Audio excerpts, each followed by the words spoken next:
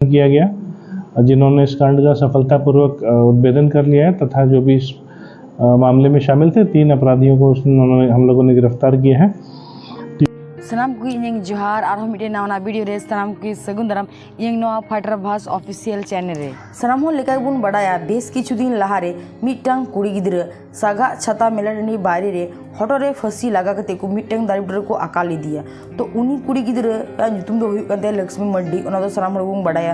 तो उनी कुड़ी गिद्र अकॉय ओना दारी बुटर फांसी कते को अकाली दिया उनको आरोपी ओना को पुलिस को सागा को चलो थले बुन न्याय लगी चीक को मेंदा ओना घटना इदी कते आरहो लहा से दिलाबू नेल लगी। दिनांक 28/10/2023 को एक डेड बॉडी एक युवती की पेड़ से लटकी हुई पाई गई थी, जिसमें कि पता चला कि वो जामताड़ा थाना क्षेत्र की हैं और उनके पिता ने उस आशय का एक मर्डर केस दर्ज कराया था जामताड़ा थाना में।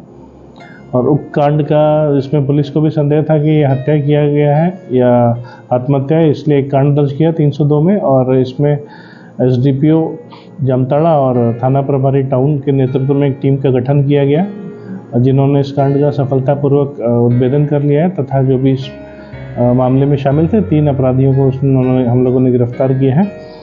तीनों अपराधकर्मी प्रदीप मोहली, बकरू मोहली और संतोष मोहली, तीनों रानीडी थाना जिला जामताड़ा के ही रहने वाले हैं। बेसिकली इसमें मामला ये है कि जो मृतिका है उसको नारायणपुर क्षेत्र के बुद्धुडी से गोपाल पहाड़ी मेला ये लोग घुमाने के लिए आया था प्रद्युम्न महली, और अपना मोटरसाइकिल अपाचे पे लेके आया था और उसमें उन्होंने उनको बहला फुसला कर डरा धमका के जंगल में ले जाकर दुष्कर्म किया। और उसके बाद में उसने अपने दोस्त बकरू महली को हैंडओवर लड़की को कर दिया और बहाना मार के वहाँ से भाग गया। बकरू महली ने भी पीड़िता के साथ में दुष्कर्म किया है, जो जिस बात का उन्होंने अपराध स्वीकारोक्ति में अपना स्वीकार भी किया है।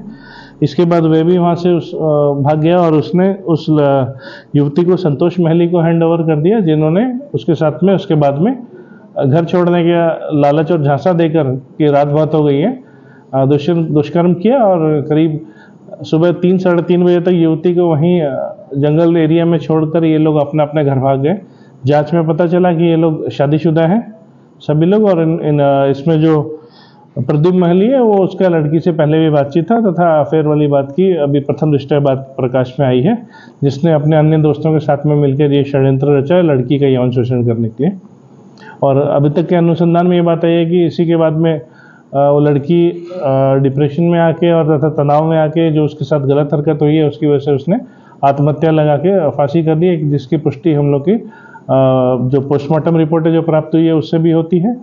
और साथ ही अपराध कर्मियों और पोस्टमार्टम रिपोर्ट में भी लड़की के साथ में अवैध संबंध यौन शोषण करने की यौन संबंध बनाने की बात की पुष्टि हुई है। सभी अपराध कर्मियों का हम लोगों के द्वारा मेडिकल भी करवाया गया तथा लड़की का जो भी कपड़ा वगैरह अन्य जो वस्तु है वो एफएसएल भी हम लोग जब्त करके अग्रतर अनुसंधान के लिए भेज रहे हैं। इसमें जो मामला था जिस वजह से ये हैंगिंग हुई है उसका सफलतापूर्वक थाना प्रभारी टाउन ने इसका उद्भेदन कर लिया है और सभी जो इसमें टीम में जो कर्मी थे और पुलिस पदाधिकारी थे उनको हम लोग प्रशंसित करने के लिए प्रस्ताव भेज रहे हैं। दुष्कर्म की घटना एक ही दिन में तीनों लोग किया है कि अलग अलग? एक ही रात को मेला घुमाने के नाम पे जो प्रद्युम्न महली था वो लड़की को लेके आया था अपना मोटरसाइकिल पे, उस मोटरसाइकिल को भी हमने जब्त किया है। उसके बाद में वो बहाना मार के भाग गया और उसने अपना फ़ोन स्विच ऑफ कर लिया। दूसरे लड़की को हैंडओवर कर दिया कि ये तुमको घर छोड़ देगा। घर छोड़ने के नाम पर दूसरे व्यक्ति ने भी उसको घुमाया और अंधेरे का फ़ायदा उठाकर उसका साथ यौन शोषण किया और वो भी तीसरे दोस्त को अपने हैंडओवर कर दिया। तीनों व्यक्ति दोस्त हैं और तीसरा व्यक्ति भी उस लड़की को बाद में 3-3:30 बजे करीब छोड़ के भाग गया। इस बात की पुष्टि लड़की के पास से जो मोबाइल मिला और तकनीकी और अनुसंधान में भी ये बात साबित हुई है और उस वजह से इनके द्वारा स्वीकार भी किया गया कि इन्होंने षड्यंत्र करके उसका यौन शोषण करने के लिए वो लड़की को मेला घुमाने के लिए वो लेके आए थे। सभी अपराधी गिरफ्तार हो गए? सभी अपराधी गिरफ्तार हो गया है और अन्य सुसंगत धाराएं जो बलात्कार से संबंधित हैं वो सभी आगे हम लोग अग्रतर अनुसंधान में जोड़ेंगे।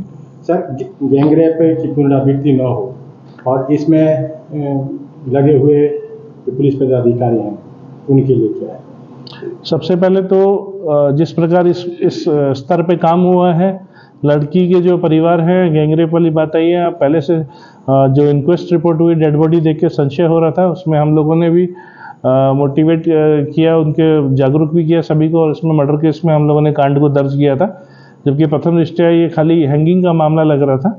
और बाद में और अनुसंधान में इसमें जो जागरूकता फैली और जो गंभीरता से इन्होंने थाना प्रभारी ने खासकर इसमें जो अपना इनिशिएटिव लिया और इसकी तह तक पहुँचे, तो उसमें पता चला कि ये जो कारण है इसके पीछे, जो हैंगिंग करने का, सुसाइड करने का, उसके पीछे लगातार एक ही रात में 3 बार यौन शोषण करना है।